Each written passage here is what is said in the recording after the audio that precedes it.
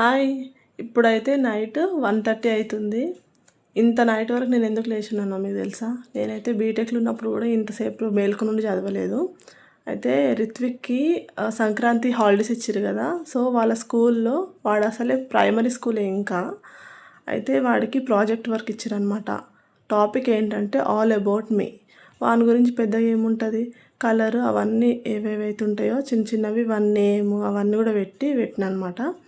So one project work చేసిన within కొంచెం ఒక హాఫ్ అన్ అవర్ టైం అయితే పట్టింది అనుకోండి. నాకున్న కళలన్నీ ప్రయోగించిన, చూడండి, భయపడొద్దు. ఎందుకంటే వాడు నర్సరీ, వాడేం చేస్తాడు ప్రాజెక్ట్, కాబట్టి అంతా నేనే చేయాలి, తప్పదు. So credit goes to me. ఒకసారి చూడండి మీరు కూడా. ఇదే ఆ ప్రాజెక్టు. బాగుందా? ఎక్కువసేపు చూడలేరులేండి. అయితే అట్లా అనమాట. ఏది అర్థమైతే ఏ విధంగా వస్తే ఆ విధంగా చేసి పెట్టేసిన.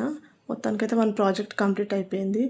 చూసిండ్రా, primary school, pre primary, nursery వానికి కూడా ప్రాజెక్ట్ వర్క్ అనేది ఉంది. నాకైతే బీటెక్ వరకు ప్రాజెక్ట్ వర్క్ అనే మాటనే తెలియదు.